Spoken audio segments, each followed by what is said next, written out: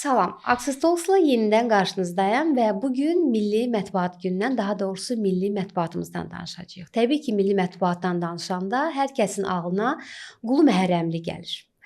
Qulu müəllim, xoş gəlmisiniz. Xoş gördük. Amma istəyirəm deyim ki, mətbuat deyəndə həm də Zərdabi gəlir. Ondan sonra, bir neçə nəsil sonra indi biz gələ bilərik. Təvəzzökarsınız. Elə sualım da, ilk sualım elə budur ki, niyə insanlar milli mətbuat haqqında danışanda ilk ağıllarına siz gəlirsiniz? Bilirsiniz, insan bir istəyi olanda əvvəlcə onu beynində modelləşdirir. Məsələn, bir neçə yaxşı jurnalist var. Düzdür, onlar sonradan keçiblər PR sahəsinə.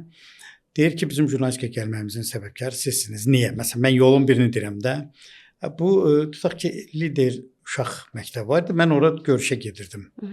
Orada bir neçəsini belə deyək də, virusa yoluxdura bilmişəm jurnalistikamıza. Oradan bir neçə yaxşı jurnalist çıxıb, onlardan da biri radio sahəsindədir, indi PR sahəsindədir. Və insanlar görür, arzulayır da, bizim də özümüzün ideallarımız olub. Bax ki, məsələn, mən belə jurnalist olmaq istəyərdim. Bax, bu peşə məni bundan cəlb eləyir. Deməzdim təkcə mən gəlirəm ağla. Bir neçə jurnalist var ki, onlar doğrudan simvol ola bilir. Əgər siz də elə düşünürsə mənim haqqımda bu mətbuat günündə qeyri-təvazökarlıq eləyək, deyək ki, çox sağ olun. Mən görüşümüzün əvvəlində də sizə dedim, özüm də televiziyada işləyəndə ASTV sizin yanınıza təcrübəyə gəlmişdim. Ona görə hətta dediyim kimi bugünkü görüşümüzə mən əməlli başda hazırlaşmışam ki, mənə 2 qoymayasınız ən azından. Bu yaxşıdır. Hazırlaşmaq yaxşıdır. Çox sağ olun Qulu müəllim. Niyə özünüzə peşə olaraq elə jurnalistikanı seçdiniz? Bu nə ilənsə bağlıdırmı, hansısa bir hadisə ilə? Demək çətindir, çünki jurnalistika uşaqlıqda dərk olunmayan bir peşədir.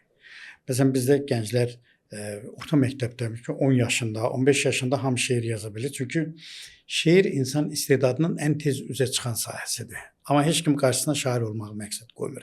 İndi duyğulanır, ya sevir, ya təsirlənir, ya anasından, ya atasından, ya bir yetkin yaşda vurulur, başlayır belə içərdən ilhama gəlməyə. Amma jurnalistika belə deyil. İndi bizdə jurnalistikanın qəbulda yazdırırlar, nədir bu? Qabiliyyət imtahanı, esse yazdırırlar falan. Amma jurnalistika esse yazmaq deyil. Bahar gəldi, güllər açdı, mən nə bilim, çay belə axdı. Bunlar poetik düşüncələrdir, subyektiv düşüncələrdir. Jurnalistikanın əsas məqsədi həqiqətə sədaqətdir. Həqiqəti deməkdir, doğruluğu deməkdir. Həqiqətə sədaqət. Bəli. O olmasa mümkün deyil. Mənim də əslində orta məktəbdə çox yaxşı oxuyurdum. Qohum-əqraba falan hər bir peşəni seçməyə məsləhət görürdü. Biri deyirdi, orta məktəb müəllimimiz vardı. Məsələn, idman müəllimi. Mən onda idmana gedirdim, güləşlə məşğul olurdum. O deyirdi ki, sənin içində ədalət hissi var, səndən yaxşı prokuror olar. Amma sonra sevindim ki, nə yaxşı olmamışam. Çünki sən hələ içində ədalət hissinin olmağı heç nə həll eləmir. Gərək sistem, o situasiya elə olsun ki, sən o peşəni doğrulda biləsən də. Məsələn, prokurorsansa həqiqəti üzə çıxartmalısan, ədalətli qərar üçün təsir eləməlisən. Yoxdur, o çox hallarda səndən asılı deyil, sistemdən asılıdır. Hansı ölkədə olur olsun, indi baxmayın, Hollywood filmlərində prokuror gedir, ya bir müstəntiq gedir, axıra qədər döyüşür falan. Kinolarda belə şeylər olur. Ya Hind filmlərində görürsünüz, axırda ədalət qalib gəlir də, məhkəmədə hər şey üzə çıxır falan. Doğrudan gözəldir də, o adam arzulayır ki, elə olsun.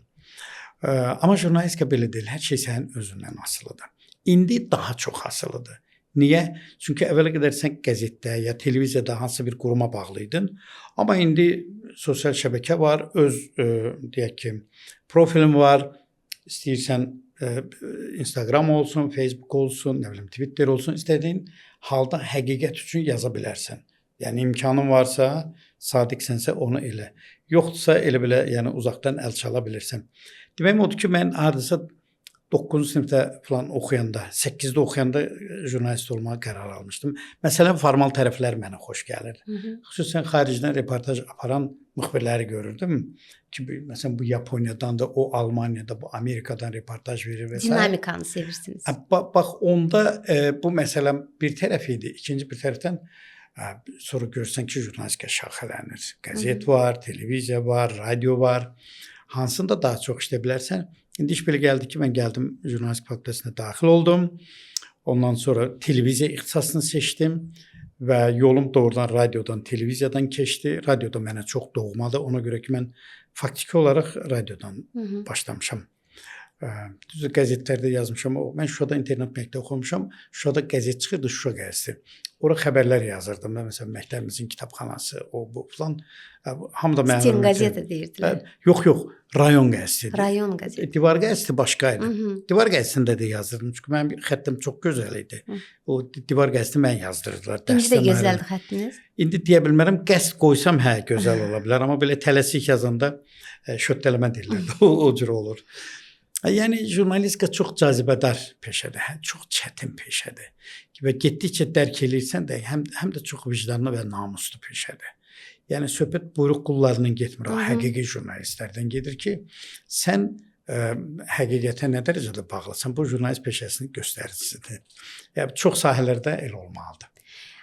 Universitetdə dərs deyirsiniz, jurnalist olmaq istəyən tələbələrlə görüşürsünüz, yəqin ki, onları hamımızdan yaxşı tanıyırsınız. Onlarda sizdə olan bu ambisiya, bu istək, bu gələcəyə baxış varmı? Məsələn, mən o tələbələri müəyyən mənada qibtə eləyirəm. Niyə görə? Çünki indi biz də gəlmişdik universitetdə, müəllimlərimiz var idi. Hamısı eyni səviyyədə deyil idi. Amma indi yaxşı müəllimlər var, peşəyə maraq oyadan müəllimlər var. Sonra onların o təhsil aldığı mühit bizim təhsil aldığımız mühitdən çox yaxşıdır, çox fərqlidir. Bakı Dövlət Universiteti, akademik təhsil yeri, elm yeri, gözəl auditoriyalar təmin olunmuş, internetlə, kompüterlə təmin olunmuş, yəni dərsləri istədiyin şəkildə keçə bilirsən. Üstəgəl tədris proqramı çox rəngarəngdir. Bizdə məsələn nə keçirdilər o vaxt televiziyada? Televiziyada sosial yarışın işıqlandırılması və televiziyadan gəlib bizə onları öyrədirdilər.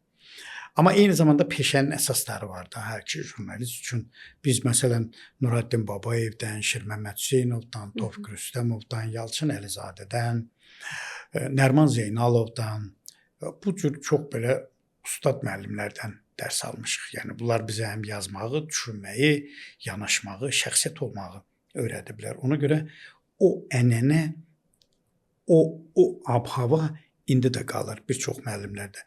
Düzdür, yeni gələnlər keçmişlə birbaşa körpüləri yoxdur, amma bəzi müəllimlərdən hiss eləyə bilərlər onu. Ona görə də bax o tələbələrin içərisində iddianın olmağı yaxşıdır. Yəni ikinci kursdan, birinci kursdan başlayırlar yazmağa, pozmağa. Aralarında çox ümid verənlər var. Göndəri praktikaya, orada məsələn özlərini doğruldurlar. Getdiyi yerlərdə bunlara artıq potensial əməkdaş kimi baxırlar ki, gələcəkdə bunu işə götürsünlər. İş yerləri çoxdur. İstedad varsa, onun sahibi də var bugün. Bəlli bir mərhələyə qədər apara bilir. Amma yenə də bu mənim öz şəxsi fikrimdir. Məncə indiki o vaxtki təhsillə indiki jurnalistikanın təhsili arasında bir ziddiyyət yəqin ki var. Çünki müasir dünya bazılar təbii ki bu operativ nəyə əsasən elə deyirsiniz? Bilirsiniz, o vaxt bu qədər maraqlı sürət, çünki o vaxt bu qədər sürət yox idi. O vaxt sosial media yox idi. O vaxt bu qədər rəqabət yox idi. O vaxt senzura var idi. Amma indiki jurnalist gəlir elə bir açıq meydana düşür, hətta bir səhraya düşür və orada bir dəniz yaratmalı olur.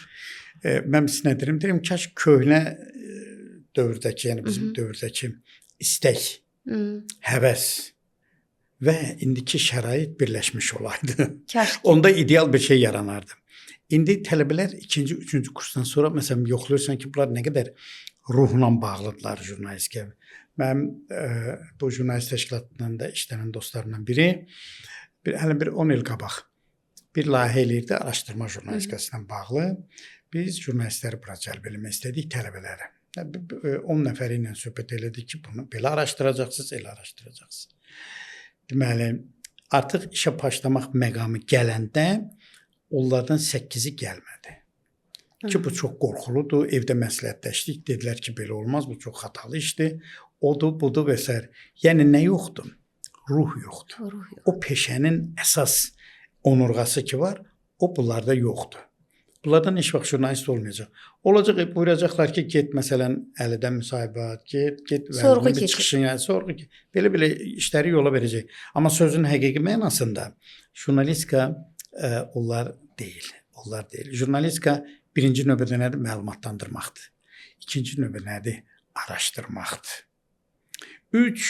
Dəyərləndirə bilmək bacarığıdır. İndi biz media savadlığından danışanda bunlar deyirik ki, biz informasiyanı tanımalıyıq, məlumatı bilməliyik, nə məlumatdır. Ona görə əlbəttə, amma bütün hallarda jurnalistika təhsili çox önəmlidir.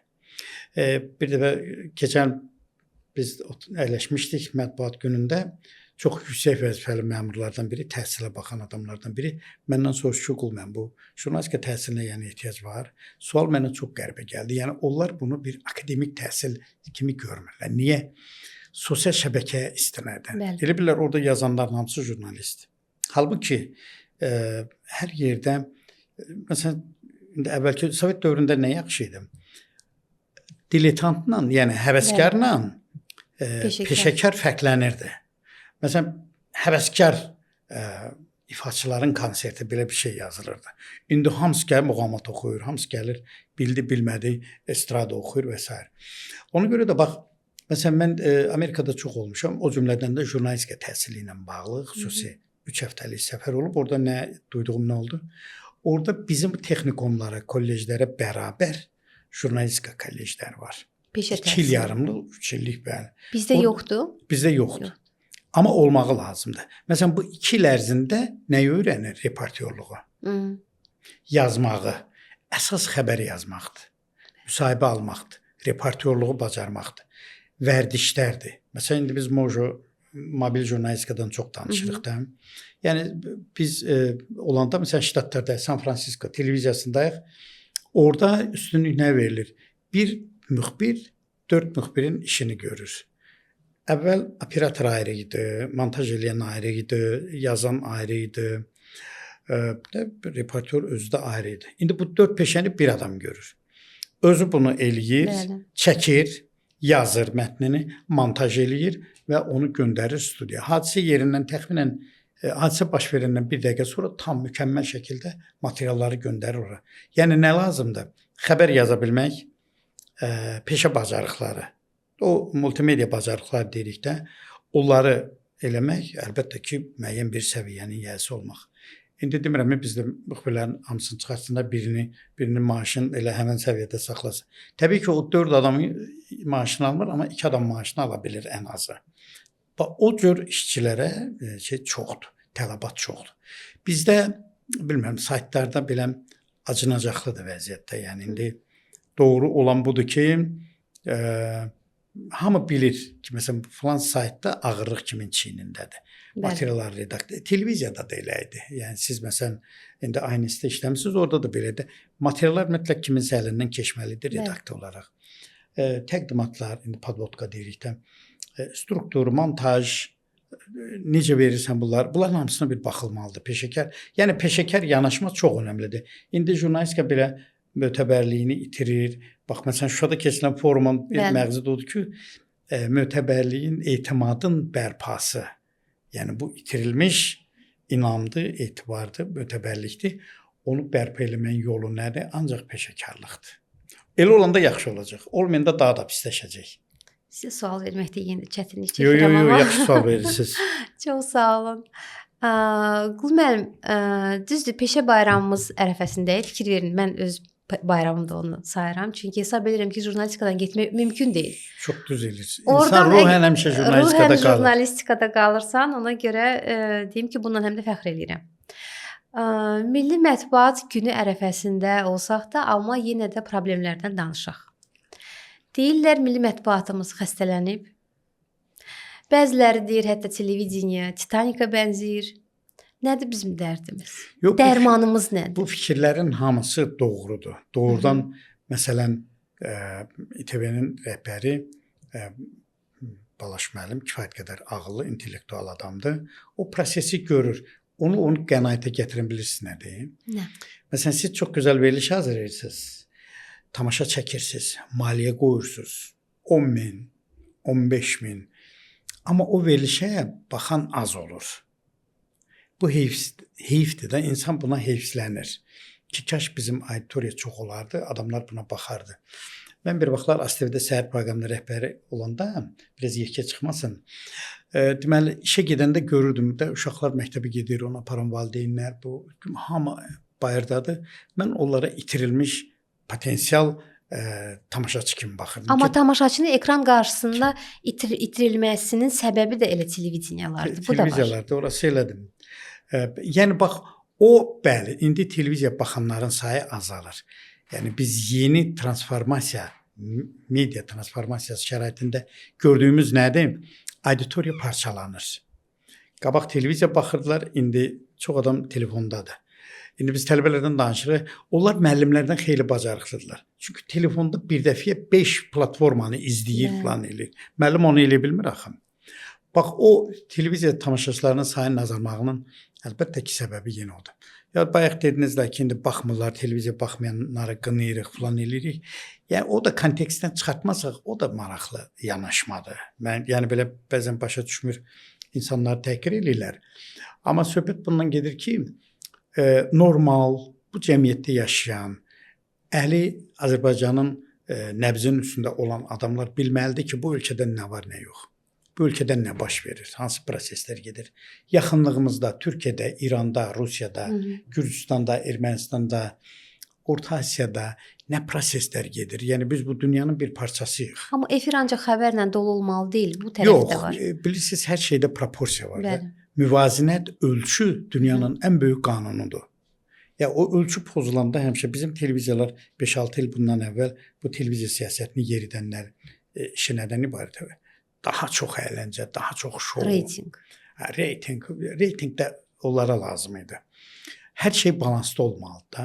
Yəni məsələn normal halda televiziyalarda əyləncə 30-40%-dən çox ola bilməz. Xəbər 15-20%-dən çox ola bilməz. O başqa məsələ ki, hansısa televiziya xəbər üzrə ixtisaslaşıb. Yəni onun diversifikasiyada o məhz xəbərdir. O birisində şoudur, o birisində musiqidir. Söhbət universal televiziyalardan gedir. ASTV kimi, ictimai televiziya kimi bu televiziyalar universal televiziyalar. Ümumiyyətlə bizdə realı və MTV 1-2 kanal çıxmaq şərti ilə ixtisaslaşmış kanallar demək olar ki, yoxdur. Günəş uşaqlar üçün kanal var, çox yaxşıdır. Kömək eləyə bilsə yox. Musiqi ixtisaslaşmış. Necə ki radioda deyirəm. Ona görə də bax televiziyadan ayrı düşməyin səbəbi bəli, bax o cür verilişlər oldu. O cür verilişlərlə onların artmağı ilə sosial şəbəkələrin məkana sürətlə daxil olması eyni vaxta düşdü. İcazə verin, amma burada bunu əlavə edeyim ki, elə sosial şəbəkədə ictimai qınaq həmin o bayaqlığı efirdən yığışdırdı. Mən sizlə 100% razıyam. Yəni o da bir platformadır da. İndi deyirlər ki, bu beynəlxalq forumuna blogerlər, növbəti sualım elə onunla bağlı idi. Yəni o da biz iki dünyada yaşayırıq.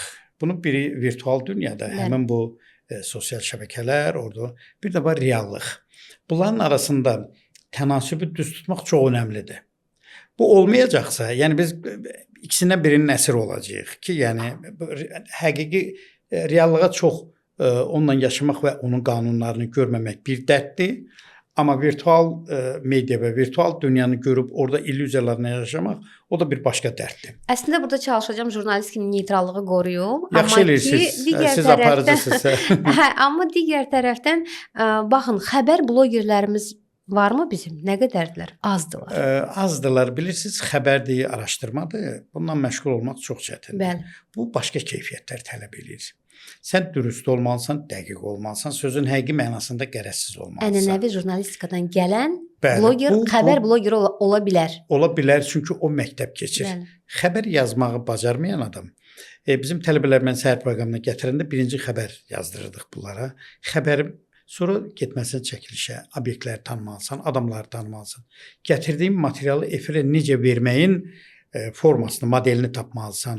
Bu səni tədricən formalaşdırır, yetişdirir, pişirir və irəliyə doğru gedə bilərsən. Artıq efirə çıxa bilərsən, aparıcılıq elə bilərsən, intervyer ola bilirsən və s. və ilə axır. Amma o məktəbi keçmədən, xəbər məktəbini keçmədən televiziyada, radioda, ümumiyyətlə mediada işləmək çox çətindir.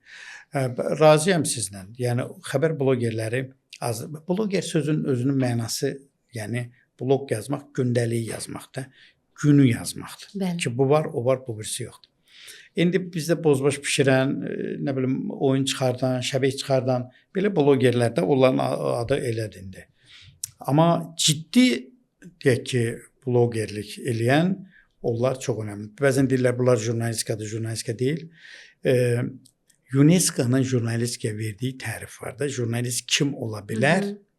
Yəni o, bax o dediyimiz klassik mediadan gələn prinsipləri özündə daşıyan, qərəzsiz olan, ictimai ab-havanı tutan, cəmiyyət üçün gərəkli olan informasiyanı verən bu adam jurnalistdir. Bir də var ki, elə belə məsələn əyləndirirsən, pul yığmaq istəyirsən, sənin hər şey məqsədə görə müəyyənləşir. Ona görə də bizdə blogerliklə influencerliyi səhv salırlar. Yox, influencerlik, yəni bu müstəqil jurnalistdir, azad jurnalistdir. O məsələn Amerikada o sistem mediada işləyir.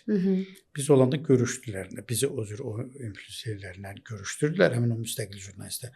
Onlara qəzet, radio tapşırıq verir. Tanınırlar. Onlara dəstək olur. Onlar müqavilə bağlayır, pul alır, amma bu problemi araşdırır. Məsəl üçün uşaq qidası ilə bağlı bazarda vəziyyət necədir? Nəyə görə bu qidadan bu qədər uşaq ölüb? Bunu araşdırır, ortaya çıxardır və bu cəmiyyətin maraqlarına xidmət edən bir məsələ olur. Ona görə həmin o müstəqil jurnalistlərlə blogerlər, müstəqil jurnalistlər bunlar bir institutdur. Bəli. Blogerlikdə yeni yaranıb, amma hələ özünü tam təsdiq eləməyib. Çünki bu gün bloger olan sabah başqa bir funksiyada görürük biz onu. Ona görə o möhkəmlənməmiş, hələ belə tutmamış qatıqdır. Və ona görə də onların... Amma yaxşı blogerlərimiz də var, yəni bunda gərək deyək. Həm ictimai siyasi mövzuda çıxış edən, cəmiyyətin nəbzini tutan, məsələlərə çox obyektiv yanaşan o cür adamlar da var. Və biz onların sayəsində, bax, o sosial şəbəkənin simasının, yaxşı simasının formalaşmasını arzuluyuruq. Ki, daha burada belə hər şey ayran, qatıq vəziyyətində olmasın. Yəni belə tutqun, gözəl, normal bir sistemdə olsun. Yəqin ki, həmin o blogerlər öz sosial nüfuzundan düzgün istifadə edərək, məsuliyyətlərini dərk edərək, influencer nə vaxtsa olanda bu daha peşəkar formada təqdim oluna bilər. Əlbəttə, blogerlik bir məktəbdir. Düzdür, ora gələnə qədər də yol keçilməlidir. Yoxsa elə mən oturum studiyada danışım, deyim ki, bu əli belədir, vəli belədir, bu belədir. O cür deyil. Onun üçün də bəlli bir hazırlıq lazımdır. Bəlkə buna da bir akademik təhsil lazımdır. Ola bilərmi nə vaxtsa? Təhsilsiz ümumiyyətlə, təhsilsiz heç nə yoxdur. Ola bilər siz başqa sahədə təhsil alasınız. Fizik ola bilərsiniz, riyaziyyatçı ola bilərsiniz, filosof ola bilərsiniz. Amma bunların hamısının yolu gəlir ictimai nöqtədə birləşir. Ki, məsələn, mediada birləşir. Medianın missiyası nədir? İnsanları məlumatlandırmalısınız. Onları yaşadığı cəmiyyətdə mövqeyi, vətəndaş mövqeyi formalaşdırmaqda kömək etməlisiniz. Yəni, qərarı düz qəbul etmək üçün sizin məlumatlarınız dürüst olmalıdır. Əgər bu məlumatlar, xəbərlər yanlışdırsa, sizin qərarınız da yanlış olacaq. Ona görə, niyə görə xəbərləri biz deyirik ki, bu obyektiv olmalıdır, qərəzsiz olmalıdır, dürüst olmalıdır. Çünki vətəndaş, insan o məlumatı oxuyur, onun əsasında bir qərara gəlir. Qərarın düz olmaq üçün məlumat, xəbər doğru olmalıdır. Ona görə də dünyada media bölünür iki yerə də. Keyfiyyətli media və keyfiyyətsiz media. Keyfiyyətli media çox azdır, 10%'dir. Yəni, məsələn, Washington Post'dur, New York Times'dir, Guardian'dır, başqa qəzetlərdir. İndi bu televiziyalara gələndə transmilli televiziyalardır. CNN, yəni bu bir məktəbdir. BBC ümumiyyətlə klassik mediadır və həm də Böyük Britaniyada bu kral taxtacı qədər müqəddəs sayılır. İnsanlar BBC-yə atalarına inandıqları kimi inanırlar. Qulu müəllim, ASTV nədir bəs? ASTV-də əgər yəni böyük bir dövrü götürüb təhlil etsən, ASTV-nin 70 yaş tamam orada, biz Azərbaycan radiosunda 100 yaşı. Çox belə zigzaqlı bir yol keçib ASTV. Məsələn, tutaq ki, bunun ilkin dövrlərdə Teymur Əliyev dövrü də olub, ondan sonra Ənvər Əlbəyli qısa müddətdə olub, Elşad Quliyev dövrü olub və bunların hamısı hərəsinin özünə məxsus cəhətləri olub. Televiziya 80-ci illərin ortalarından insanların və cəmiyyətin həyatına daha aktiv nüfuz eləyə bildi. Bax, onda televiziya ilə söhbətlər biraz mürəkkəbləşdi. Məsələn, Azərbaycanda xalq hərəkət başlayanda, milli hərəkət başlayanda insanların televiziyadan umacağı çox idi. Yadınızdadsa, hökumət evinin qarşısındakı binadan, meydandan hadisələr translyasiya olunan kimi Azərbaycan bir başqa Azərbaycan oldu. Niyə? Çünki insanlar problemi qavradılar. Harda olduğumuzu dərk elədik və s. Bunu eləyən televiziya idi. Amma sonraki məlumatlar gizlədiləndə, vertolyot vurulanda, o deməyəndə filan elində görürsünüz cəmiyyət necə böyük məyusluq içərisində olur. Yaxud məsəl üçün dövr gəldi də, Qeysər Xəlilov dövründə televiziya yəni çox bərbad gündə idi. Nizami Xudiyev dövründə bir ruh verməyə çalışırdı. Alışanovun dövründə televiziya bərbaddan da bərbad günə düşdü. Mən bunu tənqid eləmişəm o vaxt. Çünki onda Azərbaycan televiziyası boyda bir nəhəng gəmi başladı qayıq kimi üzməyə. Özəlləri başladı yamsılamağa. Yəni belə situasiyada oldu. İndi də ASTV-nin sədri gənc bir adamdır, yəni çalışır falan. Mən onu da başa düşməyə çalışıram. Biz də tənqid edirik televiziyanı. Tövsiyələrimizi də veririk. Yəni bax bu olsun, o olsun. O cümlədən məsələn tənqid vermirlər də bizim televiziyalar. Amma bu təklifləri verəndən sonra görürsən ki, başlayıblar tənqid verməyə. Sosial problemləri tənqid eləmək, heç olmasa onları eləmək olar da mümkündür yəni bu. Ki ora bir tədbir görsünlər. Məmurlar özlərində bir məsuliyyət hiss eləsinlər. Tənqid hökumətə də lazımdır. Yəni görsünlər ki, onların qəbul elədiyi qərarlar yerlərdə necə icra olunur. Yəni bu çox önəmlidir.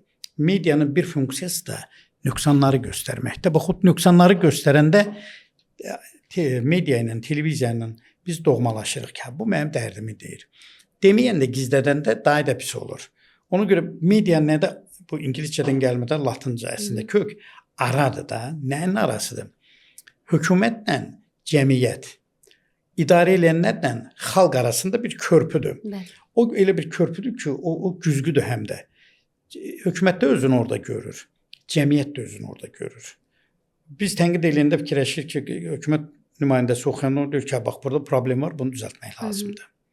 Yaxud bu istəyir, deməli bunu həll etmək lazımdır. Yəni bax bu yolla cəmiyyətdə bir sosial harmoniya yarada bilir media, televiziyada o cümlədən. İndi ASTV-nin də 70 il gəlir, 100 illik gəlir. Mən bu televiziyanın, radionun tarixini işləmişəm. Özüm də oradan çıxmışam da 30 ildən çox çalışmışam orada.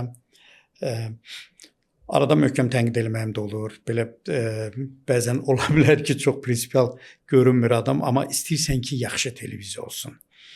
Televiziyada güzgüdə, bilirsiniz, vitrindir televiziya. Bəli. Xaricdən gələn adam baxırdım mağazində, biz girəndə vitrinə baxırıq ki, burada nə var, nə yox. Gələn adam da birinci televiziyalara baxır ki, görsün burada nə var.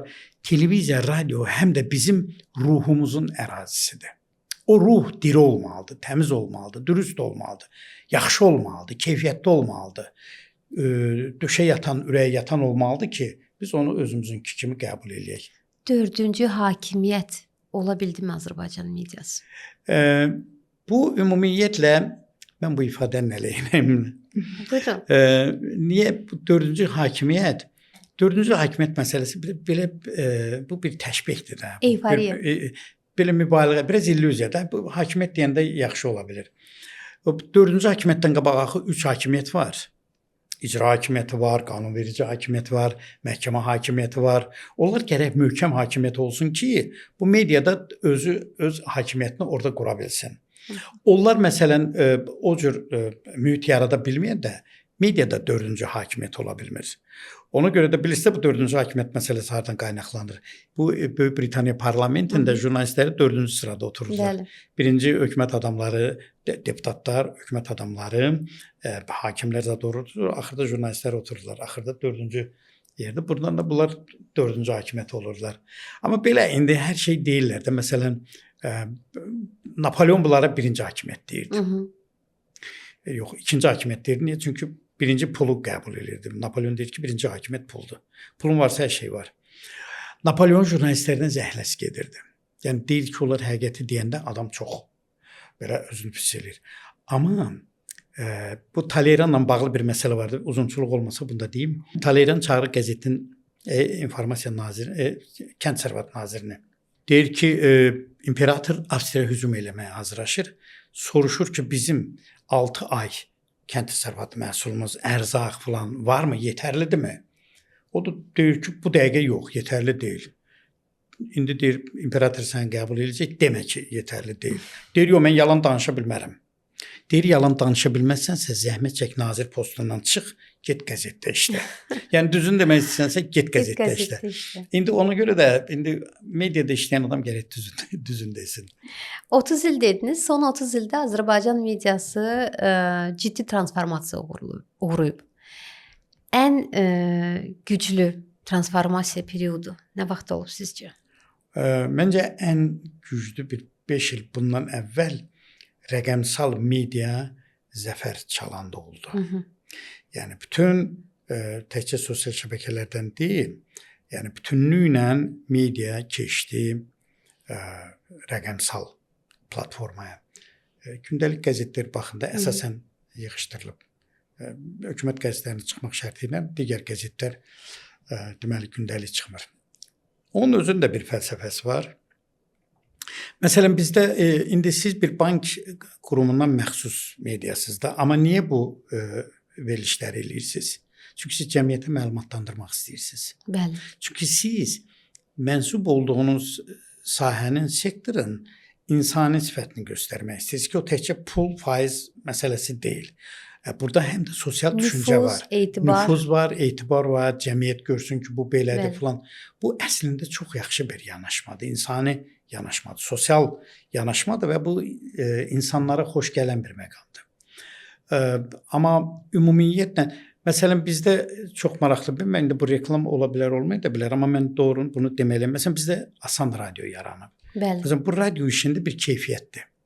Niyə keyfiyyətdir? Ona görə yox ki, orada yaxşı jurnalistlər çalışır. O öz yerində. Amma bunun məqsədi nədir? Cəmiyyəti məlumatlandırmaqdır. Mən dinləyirəm o radionu. Bəli, mən də dinləyirəm. Bəzən müəyyən məsləhətlər də istəyirlər. O prosesdə də iştirak edirik. Məsələn deyir ki, bu qanun qəbul olunub. Bu qərar var. Belə bir yenilik var. Texnologiyada bu yenidir. Yəni bunun hamısını deməli cəmiyyətə verir. Yaponiyada xüsusi qəzetlər var, gündəlik qəzetlərdir. Onlar ancaq hökumət qərarlarını çap edirlər. O qərarları, o qəzetləri evə qoyurlar. Bugün hər gün çıxır. Cəmaət onu oxuyur, yeni nə var, hökumət nə iş görür, hansı qərarlar qəbul edilib, baş nazirlik, parlamentinə qərar. Səhərsi oxuyur qəzeti yenidən qoyurlar ora. Səhər tezdən gəlirlər, o köhnə qəzeti götürürlər, yenisini qoyurlar. Təkrar emal üçün. Təkrar emal üçün götürürlər. Yəni tullantı da deyil ha. Ona görə də bizdə buna bir ehtiyac var ki, məsələn mən istəyirəm gündəlik otellərdə falanlarda ingilis dilində bir qəzet olsun, ya bir xəbər buraxılışı olsun, ya gələnlər də məlumatlandırılsın. İndi Azərbaycanda bu qədər işlər gedir.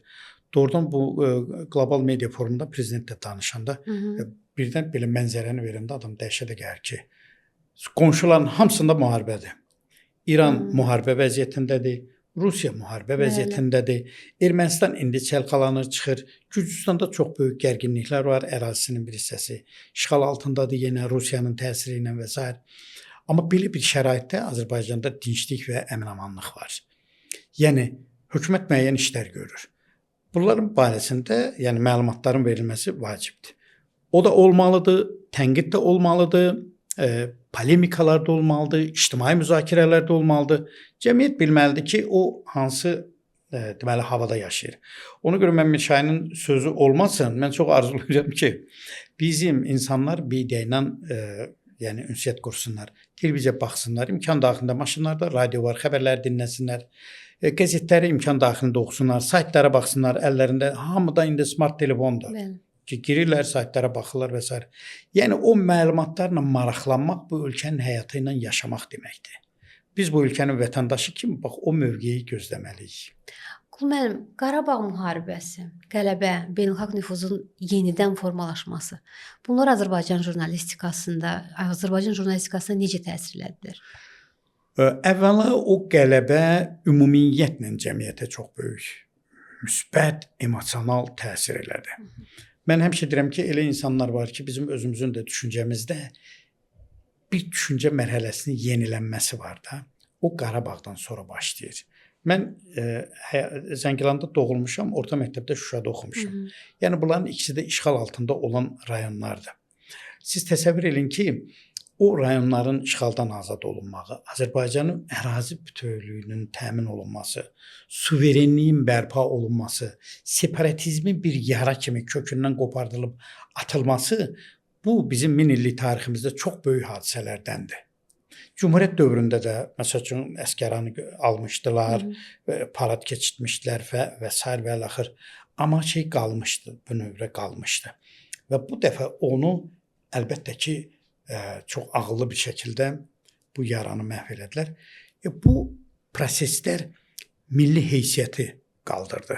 Milli heysiyyəti. Amma bunu düzgün çatdırmaq məsələsi var. Bunu hər kəs başa düşür, amma medianın bunu ağıllı bir formada ifadə eləməsi lazımdır. Ya bilirsiniz də dünya zaman insanların taleyindən keçəndə bizə aydın olur. Bəli. Bax o qəhrəmanın içindən, həyatından bu hadisələri keçirdəndə o çox maraqlı. İndi narrativlik var, hekayətçilik var, təhkiyəçilik var da bütün dünya jurnalistikasında bu olur. Publisistika çalardı, amma biz bir insanın həyat hekayətini bax o epizodlarla qavrayırıq. Ona görə məsəl üçün media biz formal baxımdan proseslər gedir də, qanunvericilik var, qurum var, Mətbuat Şurası var, Media Agentliyi var, Audiovizual Şura var. Amma bunların hamısının məqsədi nədir? Tənzimlənmə işidir. Biri etik cəhətdən, o birisi hüquqi baxımdan, digəri təşkilati baxımdan.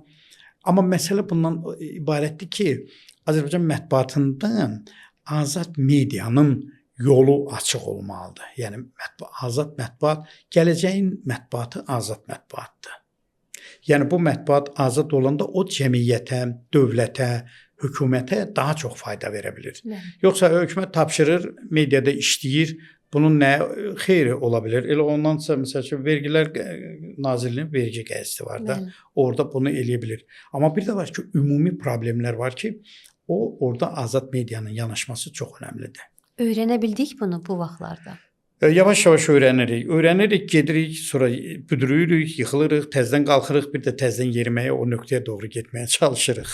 Amma baxın, sosial medianın ənənəvi medianın arasında olan bu qısqanclıq haqqında danışanda bunu da vurğulamaq istəyərdim ki, icazənizlə ki, hətta ölkə başçısı müharibə zamanı bütün məlumatları sosial şəbəkə hesabından ictimaiyyətə çatdırırdı. Bəli, hamı gözləyir ki, Twitterdə nə yazacaq cənab prezident. Bunun təsiri necə oldu? Orada iki məqam var. 44 günlük müharibədə. Bir, televiziyaların nüfuzu artmağa başladı. Məsələn, tutaq ki, Asteviyev ömründə baxmayan adam oturub gözləyirdi rəsmi xəbərləri. Sosial mediaya girmə imkanı olmayanlar oranı izləyirdilər. İkincisi, sosial şəbəkələrin gərəkliliyi. Məsələn, hamı gözləyir ki, belə açıq qoymuşlar ki, Twitterdə görən prezident nə tweet qoyacaq indi. Bax o. Yəni bu deməkdir ki, biz birinin varlığını o birisinə qarşı qoya bilmirik. Sosial şəbəkə də öz xətti ilə gedir, ənənəvi media da öz xətti ilə gedir, amma bunların birləşən nöqtələri var. Məsələn, biz televiziyada rubrika açırıq ki, bu gün sosial şəbəkələrdə nələr var. Biz deməli sosial şəbəkəni təbliğ edirik, göstəririk. Və yaxud sosial şəbəkələr medianın, televiziyanın verilişlərini, ən yaxşı yazılarını qoyur, paylaşır. Sosial media marketinqi vasitəsilə, SMM vasitəsilə bunları yayır, populyarlar. Yəni bax bu əməkdaşlıq çox önəmlidir. Amma axı sosial şəbəkənin, internetin ümumiyyətlə media profili hamısı eyni səviyyədə deyil. Bax o mənada baxanda ümumiyyətlə internet məkanı özü böyük bir zibillikdir. Biz onun yaşıl güşələrini, onun ekologiyasını, onun çəmənliklərini getdikcə artırmalıyıq ki, o insanlar üçün faydalı olsun. İndi süni intellekt çıxanda hər bir şey deyir də. Biri deyir ki, bu dağıdıcıdır, o birisi deyir ki, yox bu qurucudur. Atom bombasıdır da. Onu Xirasimaya da atmaq olur. Onunla elektrik enerjisini də deməli hasil eləyib insanlara fayda vermək olur. Ona görə də bax hər ikisindən çox ağıllı yanaşma, müasir yanaşma, təfəkkürlü, idraklı yanaşma çox önəmlidir. Bu olanda biz hər ikisindən fayda götürəcəyik və şərə qarşı çıxa biləcəyik. Bəlkə də həmin o tweetlər Azərbaycanda sosial media savadlılığının əsası kimi qiymətləndirilə bilər. Razılaşıram sizinlə. Əlbəttə insan bilirsiniz təbiət etibarı ilə həmişə sensasiya, pisə, hayküyə, norma pozuntusuna çox meyillidir. Bir, onun vasitəsilə sosial şəbəkəni genişləndirirlər. Bu çox zərərli yanaşmadır. Bir də var ki, görkəmli şəxsiyyətlərin, vəzifəli adamların, bax o cür, məsələn, müharibə dövründə bəli, o tweetlərin yazılması, yəni ondan sonra gör nə qədər adam, baxın, Azərbaycanda Twitterə girənlərin sayı nə qədər çoxaldı. Bəli. Orada üzv olanların, orada profil açanların sayı hədsiz dərəcədə çoxaldı. Mən də ondan sonra Twitterdə yox idim, ya özümə Twitter səhifəsi açdım. İzləyirəm. Azərbaycan prezidentini izləyə bilirsən, bütün nazirlər, Trumpı izləyirsən, Macron nə yazır, onu izləyirsən. Bəli. Ona görə yəni o sosial şəbəkənin verdiyi imkanlardan da yaxşı mənada istifadə etmək mümkündür. Həm də hər sosial şəbəkənin öz auditoriyası var, ona uyğun öz Tamamilə formatı da var, ona görə. Bəli. Twitter biraz elitardır, yəni belə kübarlıq. Baxın orada heç cəfəngiyatlar demək olar ki, yoxdur. Twitter özü də onu qoruyur. Bəli. Yəni Facebook kimi yaxud TikTok kimi deyil. Yəni TikTok özü də maraqlı bir platformadır. Çox lazımdır, çox maraqlı. Əvvəldə görün necə belə sensasiyalı, belə deyək də belə uyğun olmayan şeylərlə paylaşdılar. Sonra yavaş-yavaş suyu durutmağa başladılar. Yəni indi bir platformadır və bilirsiniz, yəni sosial şəbəkədə o işdir ki, bax, o etik qaydalar gözlənməyəndə onda gözdən düşür. Sən artıq ona baxmırsan. Çünki gül kimi bir şey yoxduğun yerdə görsən, axmağın birinin bir paylaşması gəldi, çıxdı sənin qarşına. Ona görə bax, o alqoritmləri pozmaq lazımdır ki, o şəbəkə təmiz qalsın. Təmiz qalmayanda, çirkli olanda udduğumuz nəfəsdə çirklənir. Həm də 44 günlük müharibə zamanı ölkə başçısı da müxtəlif ölkələrin media qurumlarına müsahibələr verdi. Bu da çox yaxşı məncə təsir elədi. 30-a yaxın televiziya, media qurumu, Bakı Dövlət Universiteti bununla bağlı bir kitab buraxdı. Mən də o kitabın tərtibində iştirak elədiyim adam kimdir? O müsahibələrin hamısını bir-biri oxumuşam. O əməlli başlı bir dərslikdir. Həm liderlik məktəbi keçənlər üçün vacibdir, həm jurnalistika məktəbini. Yəni bizə elə gəlir ki, sualı o qədər ütülü verməlisən ki, birdən bu qulum əlimdə bunun xətrini deyir. Xeyr, həqiqəti üzə çıxartmaq üçün ən kəskin sualları verməkdən çəkinmək olmaz. Ona görə yəni mən hesab edirəm ki, onun özü bəli bir məktəbdir, bir faydalı, dəyərli bir sistemdir. Bax, gəlirəm o sualınıza ki, 44 günlük müharibədən sonra Azərbaycan mediasında da bir dirçəlmə oldu, bir canlanma oldu. Amma heyf ki, çox getmədi davam. Bir cəsarət oldu deyək. Cəsarət oldu, bəli, cəsarət oldu. Çox şeylərin üzərinə işıq salındı. Çox şeylərlə bağlı danışıldı, deyildi, filan elədi. Amma və lakin sonra yavaş-yavaş yəni bu xislət özəlliyi özünü göstərməyə başladı ki, yəni o elə bir ki, gücü çatmadı, medianın gücü çatmadı o tempdə davam eləməyə. Ki, bu yox, bunu desəm belə olar, onu desəm belə olar. Ona görə problemlər çoxdur o sahədə. Problemlər çoxdur. Gəlin süni intellekt barəsində də biraz danışaq. Danışaq. Hətta 2 gün bundan öncə həmkarlarımızla biz bu barədə danışırdıq və ənənəvi media ilə məşğul olan jurnalistlər deyir ki, yeni jurnalist gəlir tədbirə, ChatGPT-ni qoşur, o ChatGPT oradan səsi yazır. Dərhal orada onu o raşifrovka deyirik biz eləyir, açıqlayır. O ona deyir onu məsəl üçün hətta o xarici dildədirsə belə deyir onu tərcümə elə. Sonra ona tapşırıq verir ki, sən bunu filan agentliyin stilində xəbər formatına gətir və onu atır öz redaksiyasına ki, mən xəbər yazdım. Siz buna pis baxırsınız? Burada mən yaxşı cəhətdən mən sizin yanınızda mövqe bildirə bilmərəm. Yox, bunun yaxşı tərəfi nədir? Yaxşı tərəf vaxt udmaqdır. Amma vaxt udmaqla keyfiyyəti öldürmək olmaz. Yəni məsəl üçün tutaq ki, nəsə belə bir bütün hallarda mən hesab edirəm ki, xəbəri jurnalist özü yazmalıdır. Lap hətta ChatGPT-yə yazdırmış olsa belə, indi bizə ChatGPT-nin hardasa bir 15-dən çox platforması var. Bəli. İndi Azərbaycanda o ChatGPT süni intellektin platformalarda nə bilim Gmail-la çoxdur. Sek və sair bunlar Bəli, mən bunların bir 5-dən istifadə edirəm. Dərsdə də bundan istifadə etmək vacibdir. Amma jurnalistikada məsələ belədir ki, siz ChatGPT-yə xəbər yazdıra bilərsiniz. Amma mütləq özünüz onu yenidən oxumalısınız. ChatGPT yazanın ruhu olmur. Siz o xəbərə ruh verməsəniz, o dəqiqə bilinəcək ki, bu ChatGPT-dir. Mən indi bir Press Club TV YouTube kanalı ilə çox bağlıyam da.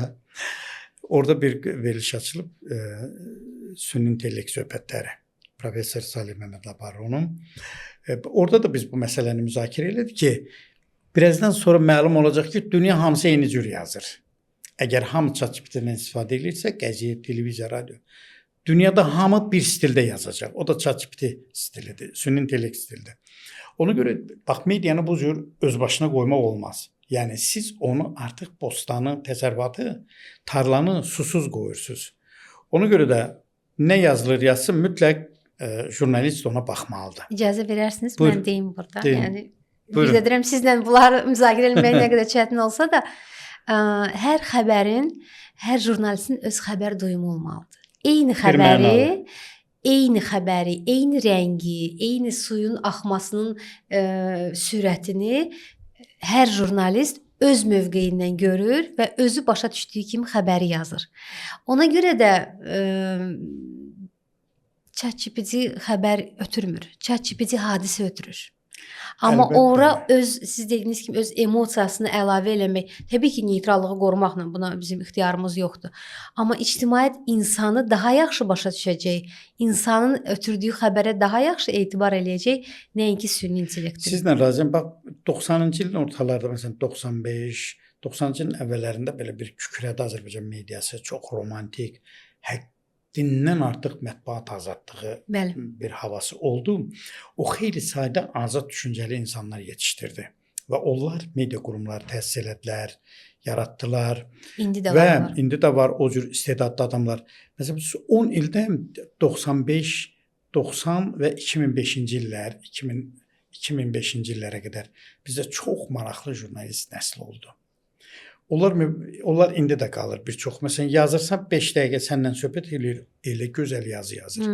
Çünki ruhu tuta bilir, məsələnin məğzini elə gözəl çatdırır. Deyir ki, bax mən bunu demək istirdim. Bəli. O duyur. İndi biz danışdıqca siz müəyyən belə akkumulyasiya edirsiniz ki, bax burdan belə o axı o hər jurnalistdə olmur da. Yəni o onun ümumiləşdirsin məğzini 5 cümləlik şeiri bir cümlədə ifadə eləsin fikri.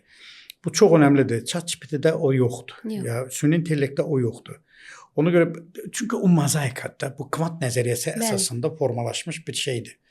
Sistemdir, vasitədir. Ona görə onun ruhu mütləq insandan keçir. Ötən il dünyada yazılan xəbərlərin 12%-i süni intellektin vasitəsilə yazılıb. 12%. Bəli. 2025-ci il ərzində. 2025-ci il ərzində. Bu rəsmi statistika. Rəsmi statistikadır, bəli. Bu çox da Yazılıb. azdır. Amma indi bu il əminəm ki, ya 50% olacaq. Niyə? Çünki tətbiq, texnologiya indi daha sürətlidir. Bu ildən daha sürətlidir. Bu qorxulu rəqəmmi yoxsa? Qorxulu rəqəmdir, bəli. Bax dediyiniz proseduru süni intellekt sürətləndirə və azalda bilər mərhələləri. Amma ortaya çıxan məhsul mütləq insanın əlindən gəlib keçməlidir. Milli marağın olmasa, vətənini sevməsən, xəbəri cəmiyyətə düzgün cavab çatdıra bilməzsən Yox, məncə. peşəkar olmasan. Peşəkar Onlar əlbəttə olmasan. hamı da olmalıdır, amma sən peşəkar olmayacaqsansa, bu xəbəri normal şəkildə yazmayacaqsansa. Mən bu işlədiyim universitetlərin birində bir professor var. Bundan xahiş eləmişdim ki, müəllimlərdən status yazsınlar da ki, bu şeylə bağlı. Gördüm bu müəllim yazmır. Dedim ki, niyə yazmırsan? O yana bu yana. Dedim, deyəsən yaza bilmirsən. Dedi, o, mən əməkdar jurnalistəm, belə elə filan. Məşə o adları kimə istəsən verə bilirlər. Xəbər yaza bilmirsənsə, sən nədən danışırsan? Sən xəbər yazmaq bacarığın yoxdursa, sən heç kimsən. Yəni jurnalist mənasında. Bəli. Ona görə də o xəbər duymaq, xəbərin rəngini bildirmək, xəbərin mahiyyətini vermək, bunlar çox böyük bacarıq, peşəkarlıq tələb edir. Süni intellekt kömək eləyə bilər. Amma xəbər mütləq sonuncu anda jurnalistin əlindən gəlməlidir. Onda xəbər adam xəbəri olur. Söhbətimiz sonuna yaxınlaşır. Çox istəyərdim ki, siz Azərbaycan mediasını bir cümlə ilə, bir ifadə ilə nə gün deyin? Mən öz sözüm deyil, bizim həmkarlardan birinin sözüdür. Deyir ki, Azərbaycan mətbuatı ölməyib, amma yaşamır da. Bunu gözəl ifadə eləyib. İndi bu dəqiqə biz ona süni nəfəs veririk. Və Allah eləsin ki, o dirilsin və ayağa dursun. Allah eləsin, amma eləyəcəkmi? Sizcə, yəni bizim dirilmək ehtimalımız varmı? Ola bilər, niyə o qədər tədbirlər görünür, o qədər belə mən əlbəttə biraz ola bilər belə çox maksimalist yanaşıram, biraz radikal yanaşmada, amma doğru olan budur da. Məsələn, əgər bu gün biz deyiriksə ki, mütləq televiziya baxın, qəzet oxuyun, Bəli. saytları oxuyun. Bu həyəcanlı çağırışlar nəyin nəticəsi? Deməli elə deyil də. Elə deyilsə, səni görmürlərsə, oxumurlarsa, deməli vəziyyət o qədər də ürək açan Deməli deyil. kontent maraqlı deyil. Kontenti də maraqlı eləmək üçün nə lazımdır? Resurs. Biz hələ bəli, resurs çox önəmlidir. Peşəkarlıq, resurs bunlar çox önəmlidir. Bilirsiniz, bir də rəhmətli Hacı Hacıyev bizim Jurnalistlər Birliyinin sədri çox maraqlı adam idi. Bu Zuğulbada bir tədbir idi. Beynəlxalq təşkilatlardan biri təşkil eləmişdi. Onda da mən təfsilat adlı verilişi aparırdım və çox da mənə elə gəlir ki, çox yaxşı veriliş idi. Dedim ki, Hacı müəllim, siz mənim bəs təfsilat verilişimə baxırsınız, orada belə problemlər qoyuram. Onda belə çox adamın ürəyini ağrıdan bir söz dedi. Dedi, bilirsən qulu, elə media qurumu var ki, o adı ilə brenddir də. Onu deyirsən ki, məsələn, mən bunu oxuyub baxım bu qəzetdə ya bu televiziya. İndi deyir, ASTV elədi ki, orada yaxşı da olsa belə obraz özü mənfidir deyib, necə orada olan yaxşılara da baxmırsan. Bu da bir dərddir əslində.